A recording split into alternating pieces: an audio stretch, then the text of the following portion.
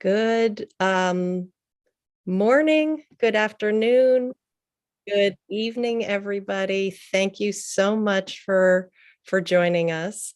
This is the Brookings Ukraine and Beyond Lessons in Refugee Education event. We apologize for being a couple minutes late. We had the bad timing of having a Zoom-wide outage at Brookings right before the event. So a big thank you to our tech folks who did a big scramble to have us on. So thank you for your patience. We're thrilled for you all to join us. We have a stellar cast of characters and experts who are joining us. And this is the first of an event series that we're doing in partnership with the Yadan Prize Foundation. And the series explores emerging and timely topics in education that are likely to have deep implication for decades to come. We decided to do this because of such tumultuousness in the world with the pandemic recovery, socio-political challenges on the horizon. It's very timely to discuss, analyze, and when appropriate, perhaps like this one, seize upon emerging opportunities in education. This series brings together members of the Yadan Council of Luminaries and Yadan Prize laureates, experts from the Center for Universal Education, and other key leading thought leaders around the world. Our our second event is a week from now, next Tuesday. There's still time to register for that. And that one is really going to explore the metaverse, how to bring the learning sciences to the metaverse while the metaverse is still in construction. So it can hopefully be used as a helpful tool for educational purposes. And then our third event will be in September.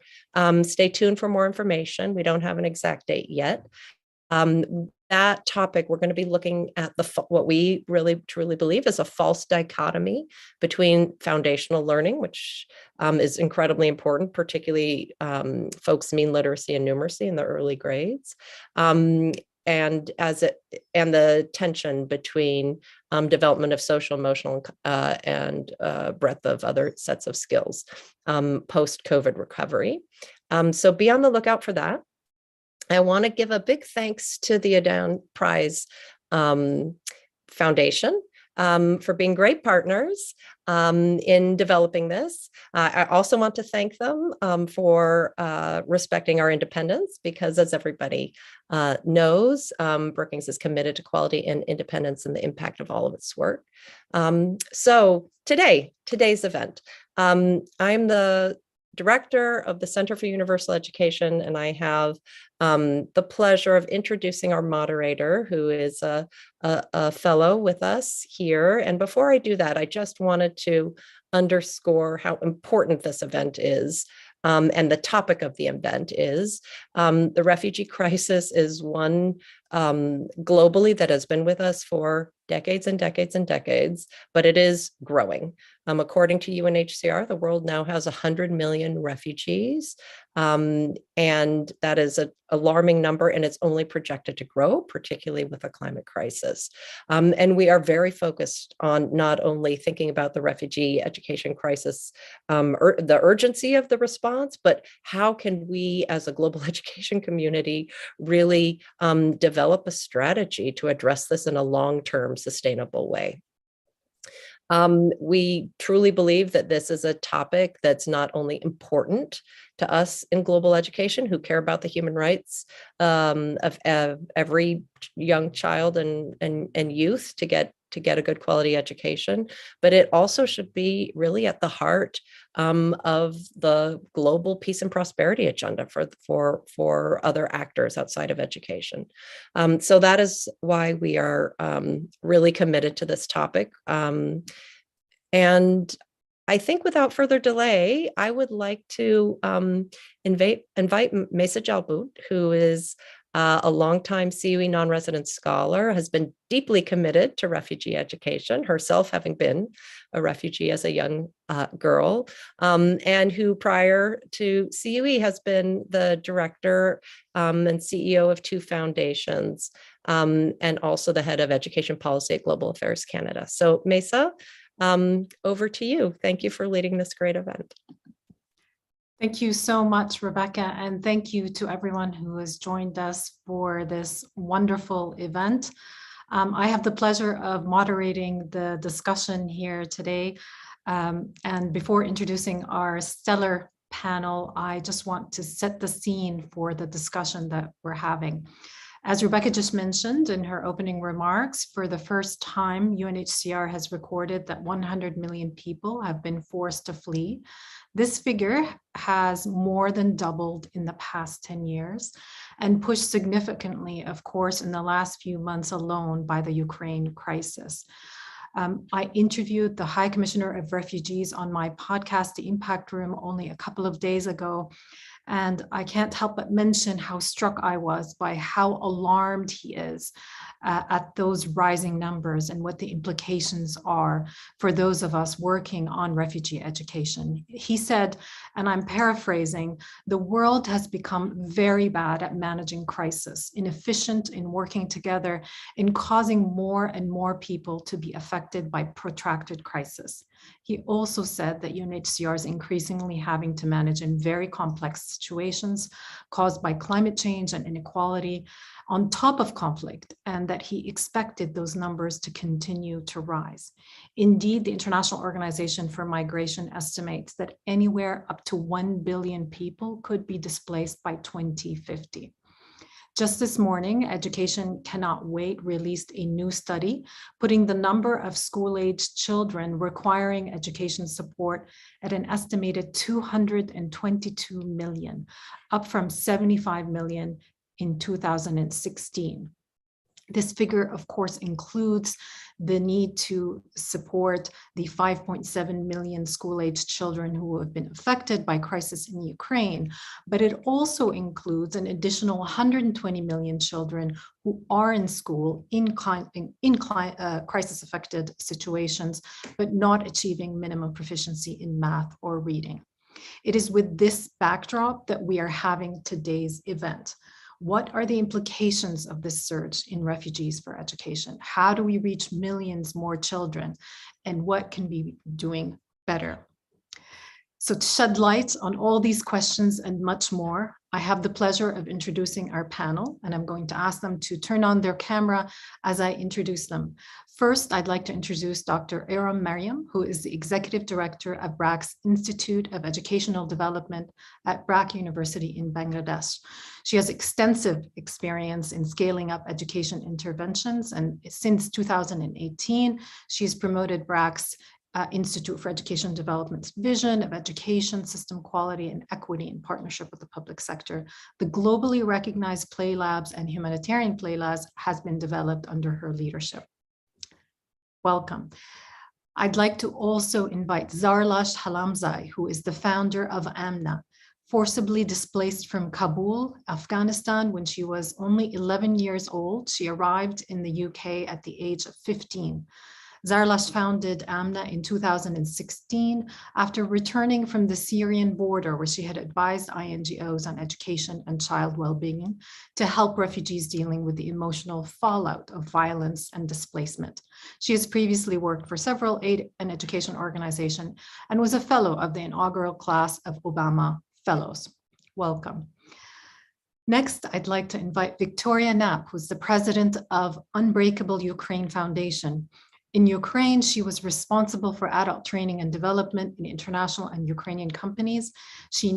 Previously, she had lived in Poland and Portugal, but with the start of the war in Ukraine, she returned to Poland to help Ukrainian children to have uninterrupted access to education through Unbreakable Ukraine, a foundation that aims to create learning possibilities for Ukrainian children who have been displaced. Last but not least, I'd like to invite Dr. David Edwards, who is the General Secretary of Education International, the voice of teachers and other education employees around the world.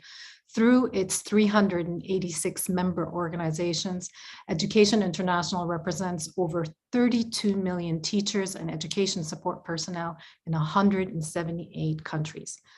Among Dr. Edwards' many important posts, is the fact that he was also once a public high school teacher. Welcome, everybody. Thank you so much for joining us today. I'd like to start the discussion with Victoria. Victoria, you represent the Ukrainian voice here today, very importantly, on this discussion. Of course, Ukraine has been top of mind for many of us around the world in the last few months. And we'd like you to help us shine the light on issues of refugee education that are facing Ukrainian children and their families who have been forced to flee. Can you tell us a little bit about how the Unbreakable Ukraine Foundation has been responding to the needs of refugee children in Poland, where you're working, and what are the early stages of that response so far? Thank you, Mesa. Hello, everyone. I am really happy to be a part of the event today. Well, actually, the problem of education of the Ukrainian refugees in Poland is very acute. And according to UNICEF, over 500,000 children came to Poland. And as of May 30th, only 190,000 children were enrolled into Polish schools. So it means that there is a huge gap of those who are not enrolled into the Ukrainian schools. They are rather studying online with their Ukrainian schools, or they just do nothing and don't have any access to the studies. It was obvious that it's impossible to provide quality access to education to this amount of children, and the Polish educational system was not ready for that. For the beginning of the academic year 22, there were 13,000 vacancies for the Polish teachers in Polish schools. It means that there was a lack of teachers in the Polish schools, and more children came, and there appeared to be a huge problem of enrolling them into the Polish system. We decided to provide support somehow to the Ukrainian children, and developed a chatbot through which we decided to collect the information on how many children would like to join this or that type of the curriculum, maybe Polish or Ukrainian one. And we also wanted to understand how many refugee teachers were planning to actually continue their work as teachers on the territory of Poland. And within few weeks, we have had over 3,000 children registered and over 600 teachers registered. And actually, the foundation was founded in March 17th, and on 20th of March, 3 schools started operating online, with over 750 children and 65 children and 65 teachers. So it means that we were quite quick for the European conditions, actually. And within a few weeks, our children studied online. We were trying to find the options of going offline because of this, because of the COVID situation. Ukrainian children had to study online within 3 years already, like over 2 years. And it means that they needed additional socializing, communicating, and overcoming all the psychological problems they have had. So we also negotiated with the Ministry of Education and Science of Ukraine and took advantage of their program. And actually the schedule and the curriculum in the schools was organized by the Ukrainian teachers in accordance with the Ukrainian standard of education.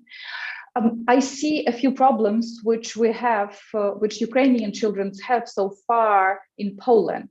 First of all, parents wanted their children to finish the schools in accordance with the academic year, with the Ukrainian curriculum, because they thought that the war finishes very quickly.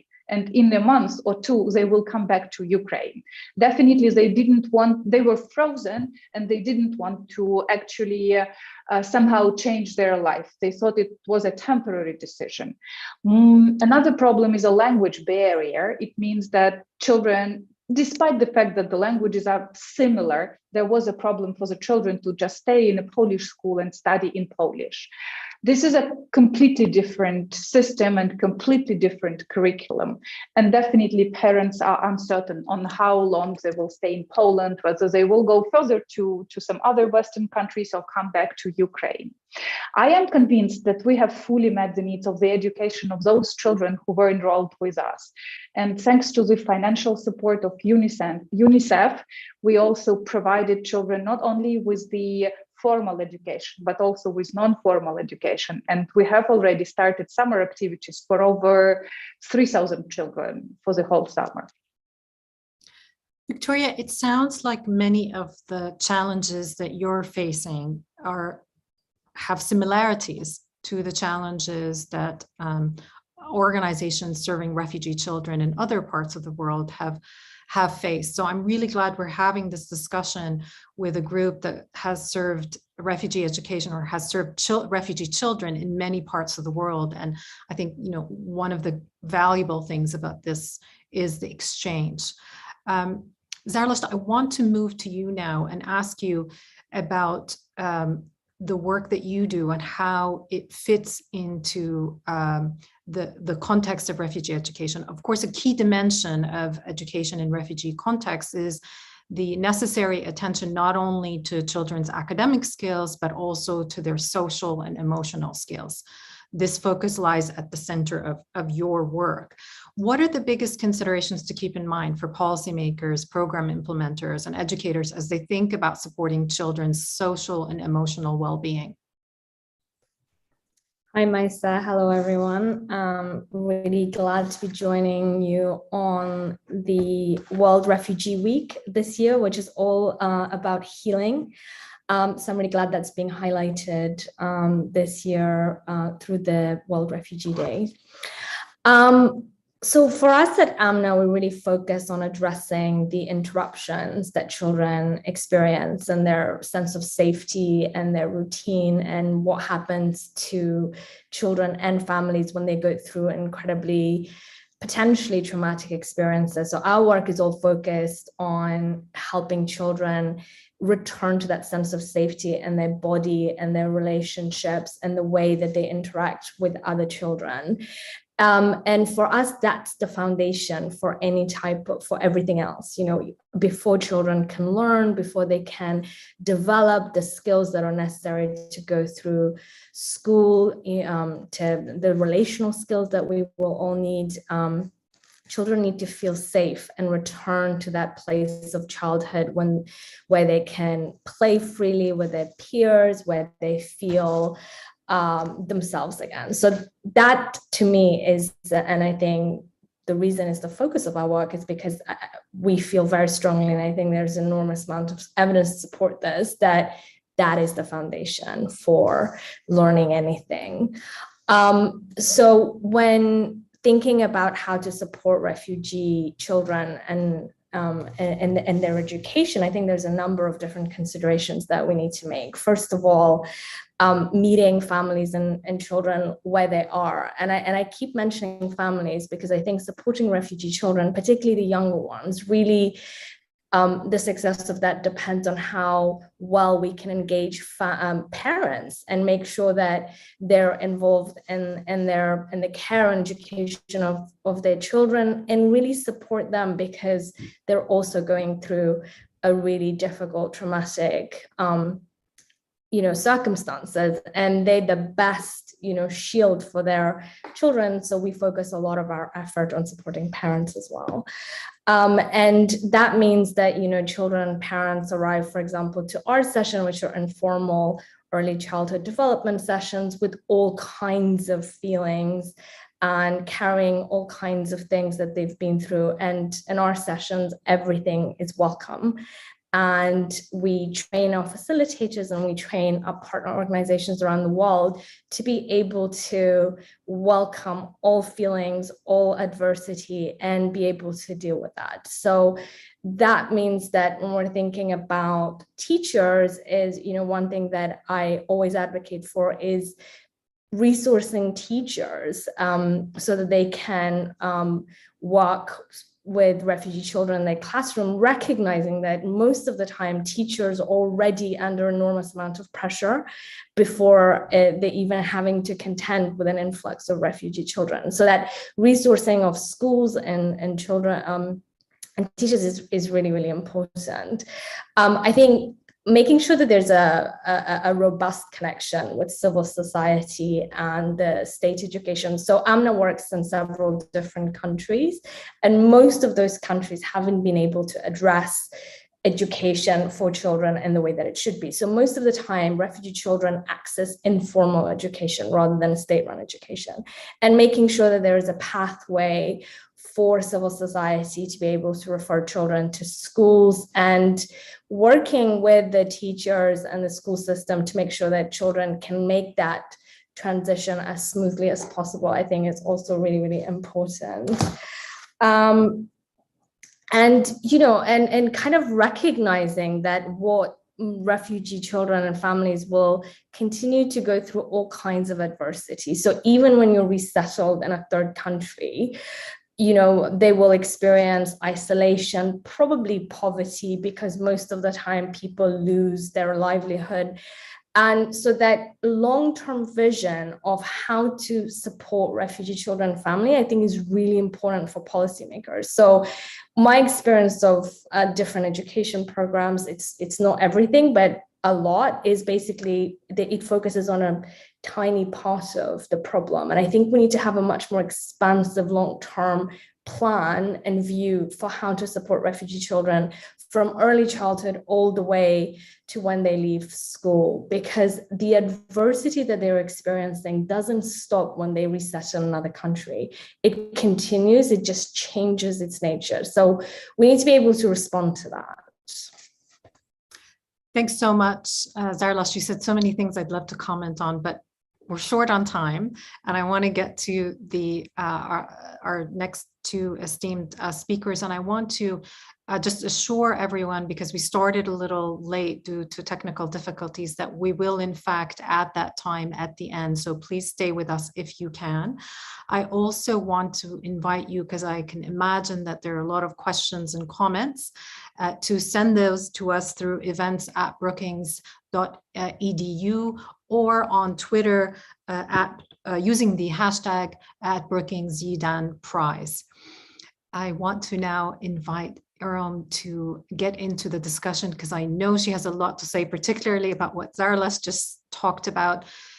Social and emotional learning has been a big focus of BRAC's work with children, and much of that has involved play-based learning. What is your advice for practitioners and policymakers as they work to develop or strengthen play-based learning in their programs? Thank you so much, Maisa. And I also want to thank Brookings and Idan Foundation for arranging this webinar on the World Refugee Day. So thank you. Yeah, absolutely. I think, you know, I am sort of so interesting to hear Zarlash and also Victoria. So one of the things, I mean, you know, I have a few points, but one of the things I think, you know, Maisa, this whole notion of looking at refugees as deficit, I think this has to change. I mean, this is absolutely not acceptable anymore. Because, you know, when we go to communities and, you know, we go and work with refugees, the refugees are the biggest resource. So, you know, if we go to communities and we want to design interventions and we think that, you know, we will design interventions with some other people, that's not going to work anymore. So this, the first point is, you know, to the policymakers and practitioners is focus on the community as the resource. They have all the richness and wisdom to add. So that has to be done. The second thing is, you know, you spoke about the ECD and, you know, what is the advice we would like to give around ECD and play. I think that, you know, we really have to take this time to discover that culture. And, you know, the community is the best place to start. And so, you know, once we discover the culture, we have so much to learn from that culture. And so in the Rohingya community, you know, we identified, you know, their movements with rhymes, their physical play. They have about 50 different kind of indigenous physical play. Then, their stories, their art. I mean, children at age 2 starts, making all these beautiful roses and other motifs, which they have learned from their moms and, siblings and parents. And, also all the craft that goes on. And so the mothers and siblings, they make beautiful crafts. So all of that we discovered from the Rohingya culture, and this was a process. This discovery has to be done in order to understand play. And so, when we looked at that, when we identified that, and when all of that was put into this humanitarian play lab, children felt a sense of belonging.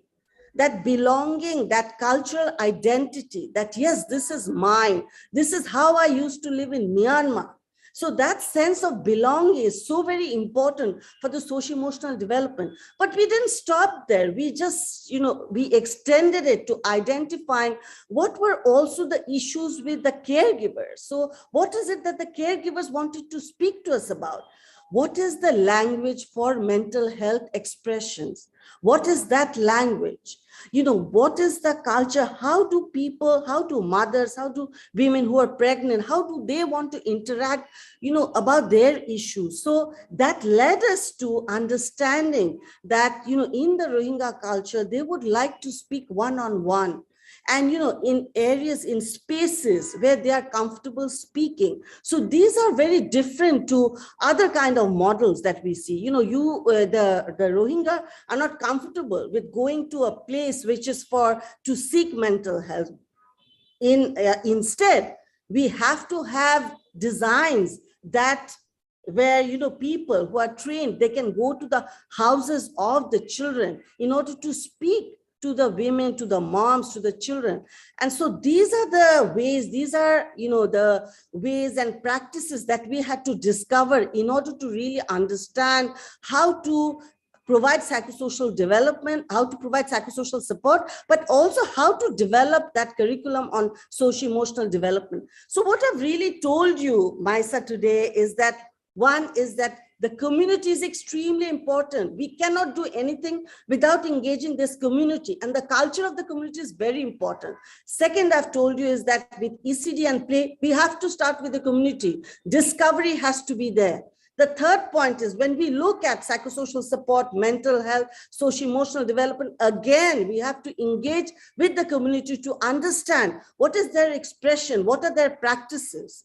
And finally, when we do any program, when we do ECD, we have to integrate with the mental health part. We cannot start with ECD and after a year think, oh, well, it's good to integrate mental health. No, we have to do it from the beginning. So for us, community engagement is absolutely key because at the end of the day, the intervention has to be meaningful. Thank you. Aram, I couldn't agree with you more. And it's such a good segue to move on to David. David, building on what Aram just said, Education International has advocated extensively for teachers' rights and well-being. What are the best ways that we can support the well-being of teachers working with refugee students? And perhaps what are the top priorities? And of course, I can't forget the teachers who are themselves also refugees. Hi, Maisa. Thanks. This is a fantastic and very important discussion. I was just thinking about sort of 6 ways or 6 issues. And I wanted to start off by saying that first, I think, as you just mentioned, teacher well-being and student well-being are closely linked, regardless of the context. But obviously even more in refugee situations, where displaced students, educators, and their families experience trauma and a variety of challenges as they adapt to a new reality. And I think for this reason, teachers working with refugee students need extra support. And this needs to be acknowledged and factored in as we design refugee education responses. I also think that if we're going to really meet the challenges of refugee education, we need to be proactive, and we need to see the challenges as opportunities, as already been said. The best and most inclusive schools in any community consider the whole child, with full service schools that provide for extra needs such as mental health, healthcare, counseling, study support, language learning, and childcare. And teacher training and professional development is key for that. Teachers need to be equipped to recognize and support traumatized students. They need training and pedagogical resources to develop adequate teaching strategies for students who are acquiring a new language. And qualified education support professionals are also essential to support the work of teachers in refugee settings. And unfortunately, this is something that is often quite overlooked. Another point I want to make is that teacher unions need to be viewed as partners who also have resources, experience, and a track record in handling these problems. I really agree with the other speakers that we need collaboration and partnership to replace the sort of top-down approach that has really proven to be so inflexible. Families, NGOs, civil society, we all must work together with the government. And we need to recognize that schools are part of systems that require financing, a supply chain of resources and policies to reduce class sizes and increase resources for schools with certain numbers of students whose first language is not the language of instruction. And to your question about other top priorities for teachers in refugee settings, well, in general, teachers need to be a priority in refugee education responses. There's a real lack of qualified teachers in refugee settings, and this is a huge challenge. In fact, at the last Global Refugee Forum in 2019, states and stakeholders made numerous pledges in relation to education, but very few of them had a specific focus on teachers. So I think we must step up our efforts to support teachers and invest in the recruitment, retention, training, deployment, terms of employment, working conditions of these teachers in crisis and refugee hosting contexts. David, I'm so glad you've raised all these points, and I'm so glad you're part of this conversation. Too many times when I have worked on refugee education in the field or around policy tables, teachers were not represented. I want to just look at the current crisis in Ukraine and ask you about that. We've seen some Ukrainian teachers able to work in other parts of Europe as they have moved to settle there. And this is something we don't see very often. In fact, we see very little of that in other refugee settings. What can we learn from the Ukraine response about how to better support refugee teachers in other conflict settings? Well, Mesa, I agree with you that the solidarity shown to those fleeing the war in Ukraine has been, to this point, absolutely outstanding. And I think what we have to do is everything in our power to sustain it for as long as it takes, because there will be additional tensions and pressures on that. Education unions are working with all stakeholders to ensure that every student displaced by the war in Ukraine has access to quality education while abroad, and also that every refugee teacher receives the support they need to navigate this crisis. You mentioned we're a federation with nearly 400 member organizations, 170 countries, and we've made several commitments.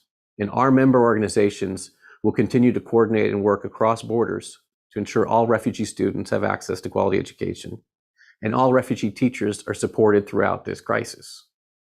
In all refugee settings, displaced educators' qualifications, though, they must be recognized, and they should be given an opportunity to pursue their career in education without discrimination. And this is rarely the case. So we must step up our efforts in this regard, because we are wasting an incredible opportunity for both refugee and hosting communities, not a deficit, an asset. And it's absolutely essential to bring education authorities and unions together to work in unison on refugee education.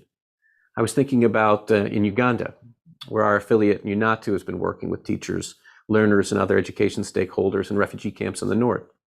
And they have been advocating for a one-stop center which handles all matters concerning teacher recruitment, deployment, confirmation, and discipline.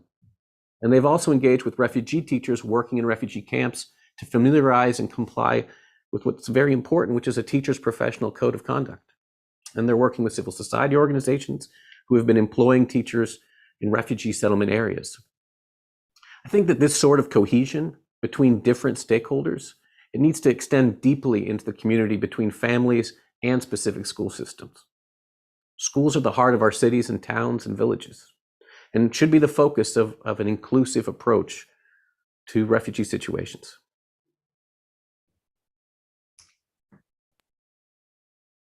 So many themes are recurring, as we move around our panel, and I think we're going to have to try to put this all together in a format that everybody could kind of refer to on time and time again, because I'm hearing so many gems. But I want to also mention to our audience today that this panel is being recorded and will be available online. So please share it widely, help us get the message out. I want to come back to you and talk about the BRAC experience. You're active around the world, but of course you began in Bangladesh, and you remain very active there, supporting both the needs of Bangladeshi children and their families, as well as Rohingya children, which you have referred to in your earlier remarks. Education for Rohingya children in Bangladesh has long been a challenge, and you have been innovative in your response. What are some of the most important lessons you can share on developing educational innovations for refugee children, especially in protracted or politically challenging contexts? Yeah, thank you. Thank you very much, Maisa. So I'll start with, again, engaging with the community, because we do that every time, for the, obviously we've done that in Bangladesh. We've done that, in the humanitarian setting for the Rohingya. We also work in the Rhino camp in Uganda. We've done that for every community that we work with. Community engagement is absolutely key. In this case, actually, it's very important to understand what are the aspirations of parents. I know that, our colleagues will agree. I found that, in this kind of communities where people have lost so much, all the hope lies with children. And so it is extremely important that we understand what are the aspirations of the parents. Now, again, with the community engagement, the other thing is also very important, that when we design interventions, we must always think that the teacher, the facilitators should be from the community. Because with the teachers and the facilitators from the community, there is so much of ownership. And so that is absolutely key. So my first point was about the community, again, coming back to the community, that, about understanding parents' aspirations, about really having to, have the community involved in designing these interventions in the structures. So whether, in the role of a teacher, in the role of a facilitator, in other roles, it should be the community. It should be the people of the community. Another point is upskilling. I know you have also done a lot of research on this, but the upskilling part is extremely important. We start with people of the community, women of the community as teachers, as para-counselors, as facilitators, but let's have this process. Let's have this systems where, the skills can be developed, just like we heard from David also. So this approach of continuous upskilling has to be there. We cannot be kind of complacent at any point, because the upskilling also is so important for the sustainability. When, perhaps projects end, but the people, the community will have the skills. So the upskilling is also very important for the sustainability. The third, when we design interventions, we must think of systems of care. Systems of care is very important. So it's not only about the care of the children, of the care about teachers, about supervisors, because, if people feel heard, if people feel that, yes, there is healing, then, that is also something that, they will respect about the other. So it has to be done throughout the system, that, we have these systems of care, of support, of listening, of empathy. Another point I want to say, which David also mentioned, about working with the host. There has to be some partnership with the host. And, this partnership, it is really about the dynamics where we learn together. It's not about, the host learns and then host transfers to the refugee. It's not about that. It's about respecting each other. And it's about really learning together, learning from each other. And so this is important for also the social cohesion. And finally, I would like to really say about this, process of adaptation and flexibility. Because every time we do the projects, every time we have the interventions, there's so much of uncertainties. I mean, look what happened during COVID, that we must have this process of being adaptable and being flexible, because through these adaptations, through these iterations, we find what is so important, that it's as important as the program itself. And one thing I just want to mention before I close is that having our eye on the ball, the implementation. Let's not forget implementation. Implementation always teaches us so much. And so many times we have so many findings from implementation that, we think sometimes, the field notes, our sort of the knowledge, the experience, the insight from the people on the ground. Let's not forget that, that wisdom, that insight of the people on the ground, that shapes everything. And so, I just like to highlight this, that about the community engagement, about upskilling, working with the host, about this importance of adaptability and flexibility, systems of care, and having this focus on implementation. I think these are very, very important. Thank you. Thank you. Sarlash, I want to ask you about the work of AMNA, specifically in the Ukraine crisis. You've worked in other settings, of course. We met when we were both working in Greece in support of refugees there, and of course you've worked in supporting refugees from Afghanistan. You have been a strong voice for also refugee rights around the world. In the Ukraine crisis, we're seeing a level of support for refugees, as I just mentioned to David, that we haven't seen in past crises. Is this sad, or is this actually a very positive thing? Is there momentum that we can build on? How can we, us as practitioners and other advocates, and perhaps hold policymakers and national, international leaders accountable for ensuring that other refugee populations are not left on the margins? And I want to emphasize here that I don't necessarily think, as David just mentioned, that we can take for granted the support that Ukrainian refugees have received. I think we need to make sure that we continue to hold policymakers accountable, and that we carry that momentum forward. So, Zarlish, what do you think? What can we build on here?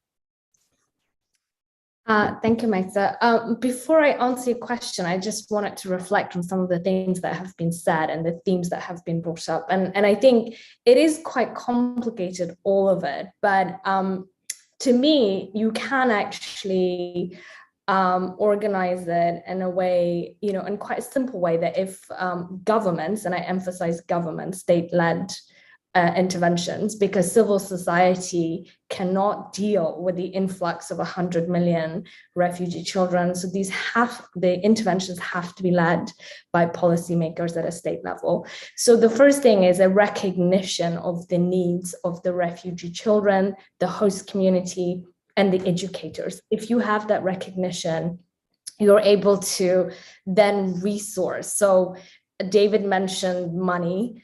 Always very important.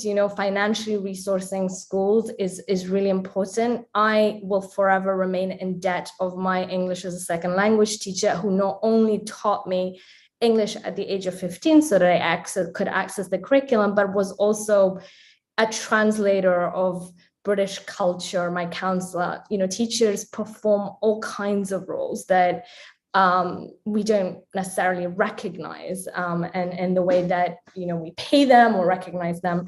And then, collaboration. I think there's spaces to make sure that all these different efforts are connected. And then finally, Erin mentioned this, we need to continuously learn. So just because you have a great idea that works, for example, in Greece, might not work in another context. So just the recognition that there needs to be a continuous learning of everything that's being implemented, and not, investing in one intervention, every available pot of money in the world because it's worked in one context. I think that's really important. My family spent 4 years traveling before we arrived in the UK, and one of the places we ended up in was Ukraine. We were in Kiev for about, I think it was about a year, and so I have a personal connection to Ukraine.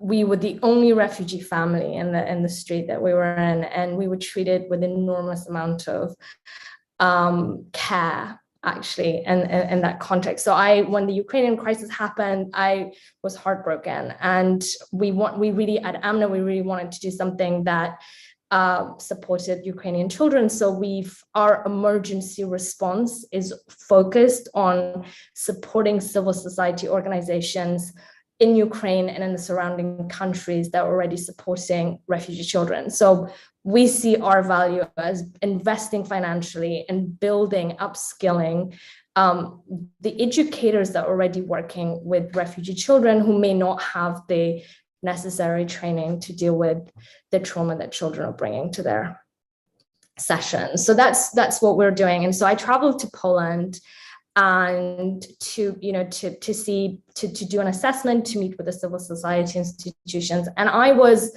blown away by the level of support that was there to welcome Ukrainians. There were banners, state-sponsored welcoming banners all over Warsaw to say welcome Ukraine. And I really felt that that's the way that we should be treating refugees. That's the way that we should be meeting communities that through no fault of their own have ended up in a situation where they have to leave everything they know behind and move into another country.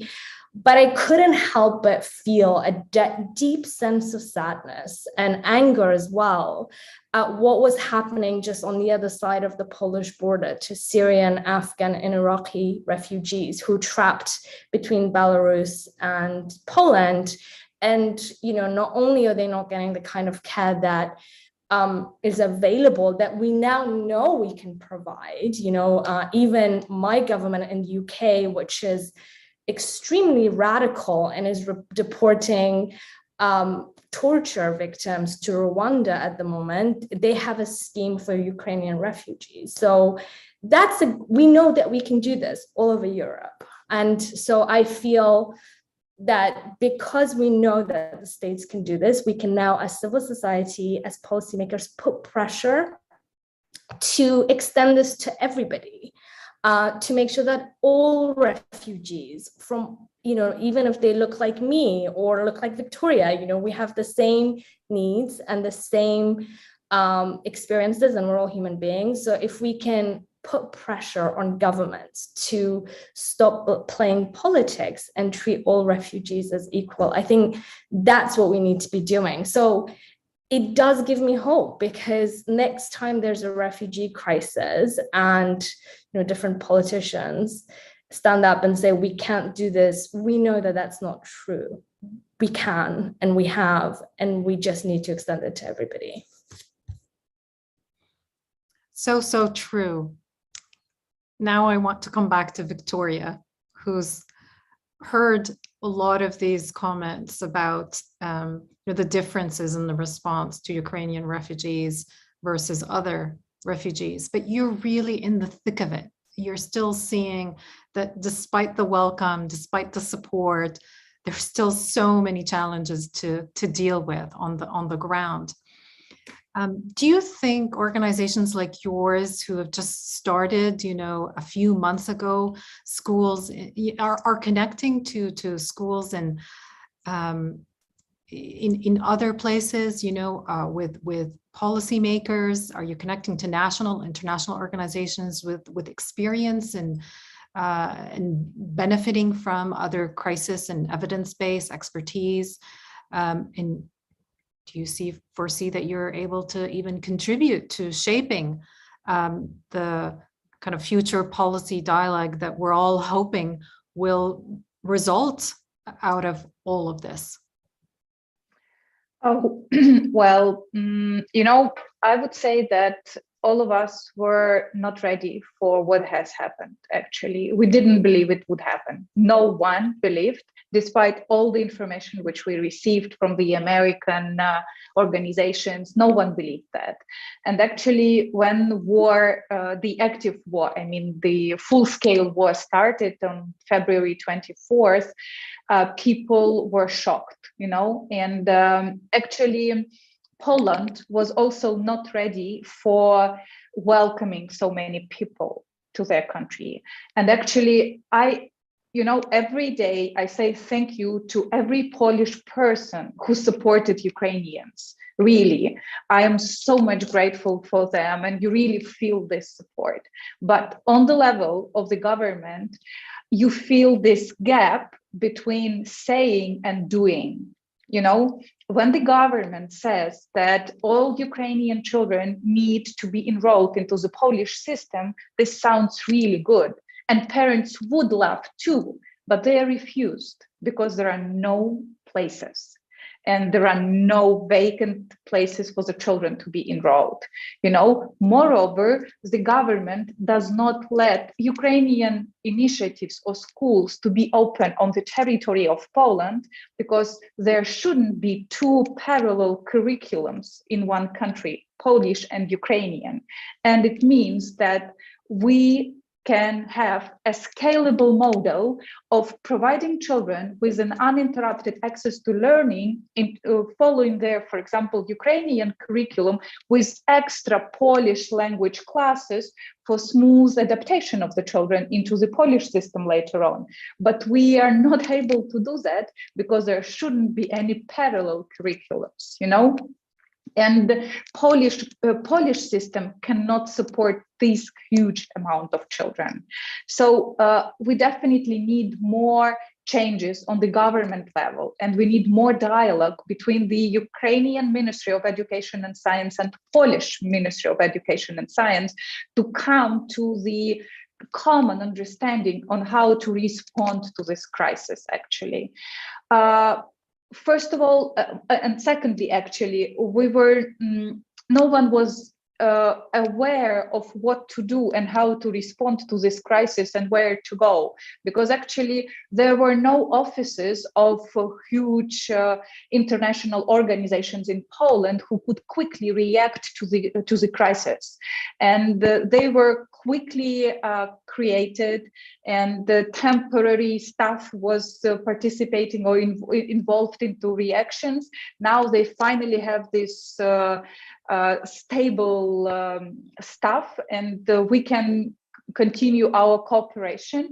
And as I already mentioned, we were really happy to have a partnership with UNICEF fund, which really supports us financially and in terms of other activities, because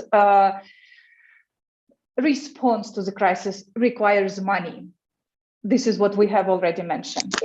And actually, that's why, first of all, you need to go to these organizations, but you need to know where to go. And we actually need to go to the government and try to be, I don't know, maybe more flexible in terms of their decisions with their response to the refugee crisis. Thanks, Victoria. I realize that, you know, despite the better reception, the challenges are, you know, not easier.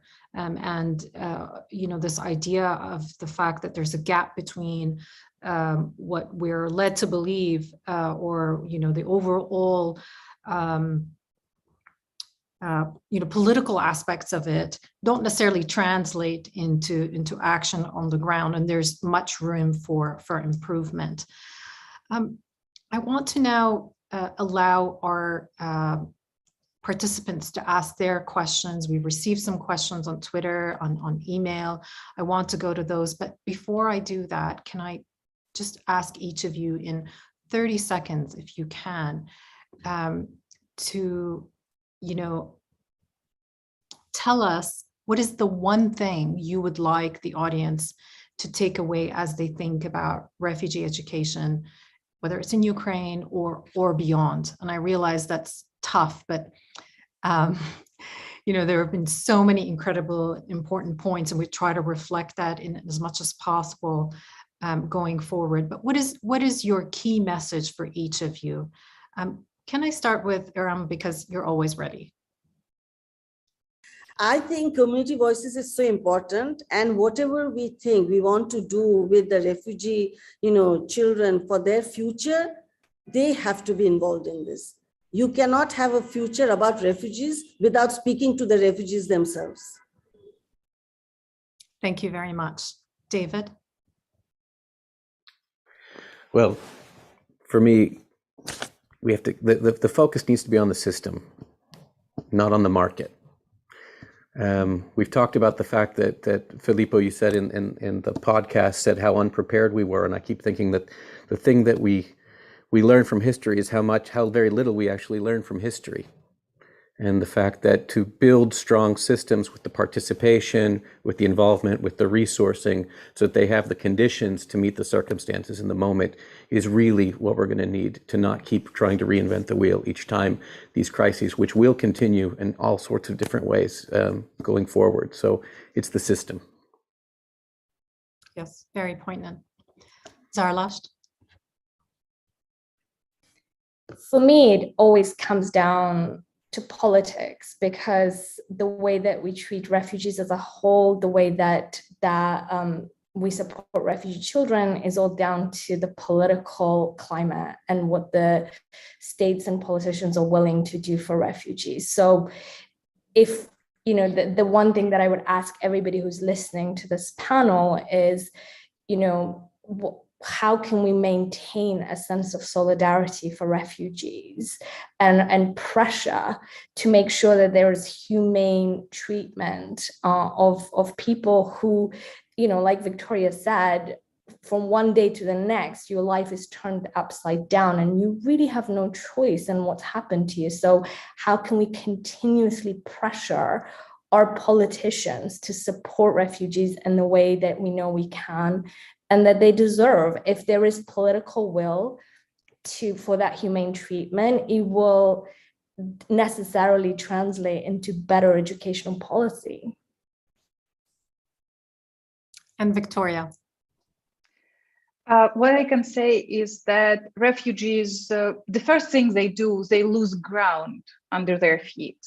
And the only thing we need to do, and organizations like ours, is to create a new normality for the refugees, for the parents, for the teachers, for the children. And this is our task, to create a new normality for everyone who is experiencing the crisis at the moment. So incredibly powerful. Thank you to all of you. Now I'm going to turn to some of the questions that we've received. I'm going to start with Andy from Sage International School. His question is, what are ways that schools like his can support refugee education?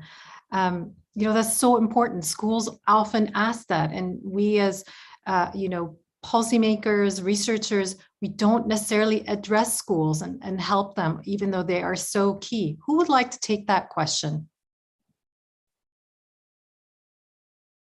Okay, David, please, yeah.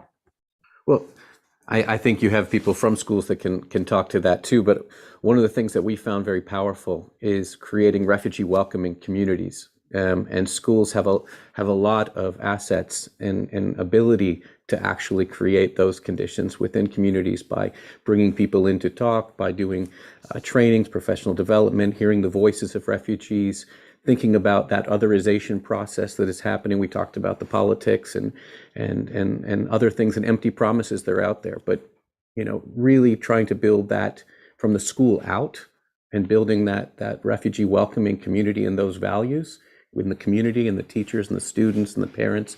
I think that's absolutely essential. Absolutely. Anyone else would like to comment on that? I can say something. Yeah, please.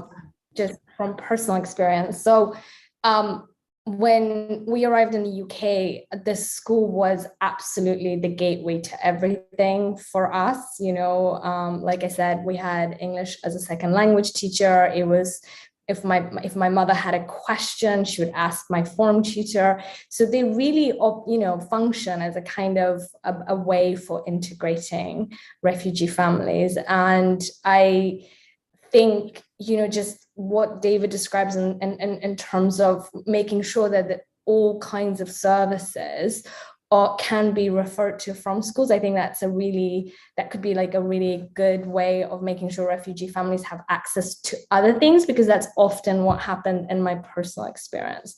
And whilst I have the mic, I'm gonna just express my solidarity with Victoria, because we both come from communities that are under attack. And I just want to say, working in a sector where you're constantly coming into contact with the things that made you homeless and displaced and, put you in that kind of turmoil takes a different type of strength. And I just want to recognize that, Victoria, and say solidarity. Okay, I'm not going to try to comment on that. Thank you, Sarlash. Can I add something? Yes.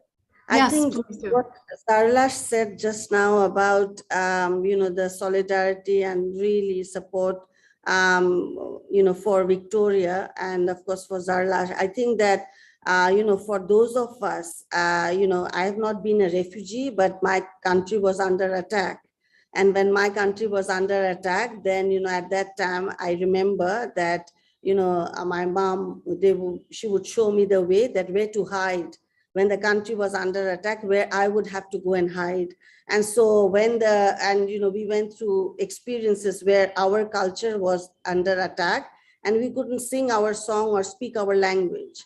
And so when we again saw the Rohingya, the first thing we connected, it resonated, their pain resonated with us.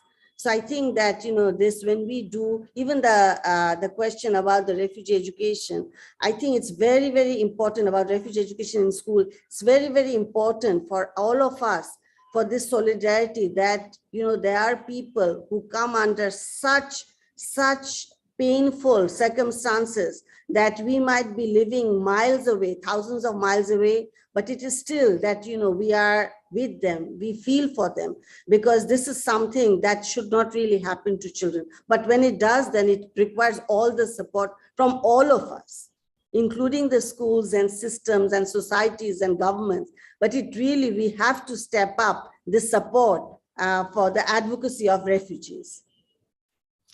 Well said. I'm afraid I have to stop this incredible discussion because we're nearing the end. But I just want to get in one other question, because I think it's so important, and I'm going to give David the floor to comment on that, and then I'm going to try to do justice to closing this conversation and leaving us sort of perhaps with some next steps. David, there was a question from Julie from Childhood Education International, and she asked, what are the ways we might recognize credentials or re-credential displaced and refugee educators globally? It's a question that a lot of people ask and they don't know the answer, and you touched on it. So could you just give us a quick answer? So working with UNESCO, we have a project with the Teacher Task Force about recognition of qualifications for teachers. We have some experience, particularly with Syrian refugees in Germany, Italy, Spain, and other places, where we've been able to connect refugee teachers with the member organizations, with the locals, that can help them get through all those sort of hoops you have to jump through. There's an app that's being developed around a passport of teachers' qualifications and credentials that can be recognized, and that work is still very much underway. It's not nearly as funded as it should be, and there's not nearly enough countries that are part of it. So it's starting in Europe and kind of branching outward, but I think that's a really smart place to start. Thank you very much. And I imagine that anybody who wants to follow up on that can get in touch with Education International.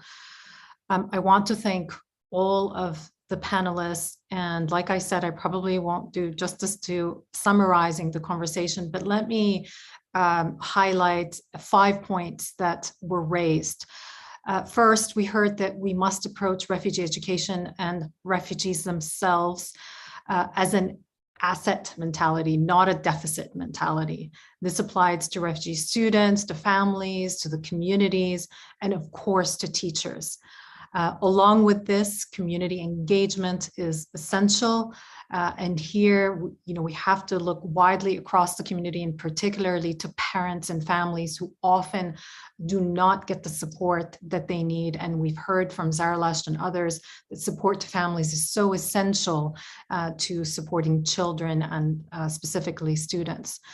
Of course, no conversation around refugee education should exclude teachers. They need to be supported, they need to be recognized, they need to be engaged, and they need to receive the support that they require at the policy level. And as we just heard from David, to their qualifications to be recognized and their rights to be preserved. Fourth, we must prioritize refugee safety and well-being at all levels and all stages. It's a key part of the refugee education response, and we have to take a long-term view about supporting them. Trauma and of course the crises that they are living do not end once education support starts. And fifth and last point that I'll mention is the focus on the system. Civil society is important to the response, as we've just heard from everyone here, but government is still the main responder, and without them, the support that is needed to integrate children, refugee children, into schools would not be possible. With that, all that's left to say is thank you very much to our esteemed panel, to all the participants, to Brookings, and of course to Yidan Prize for their partnership on this.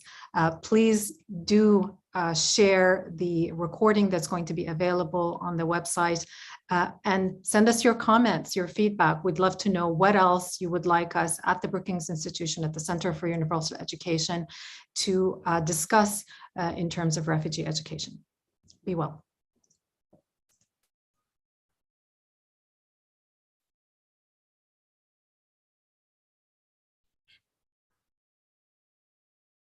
I think everyone can log off.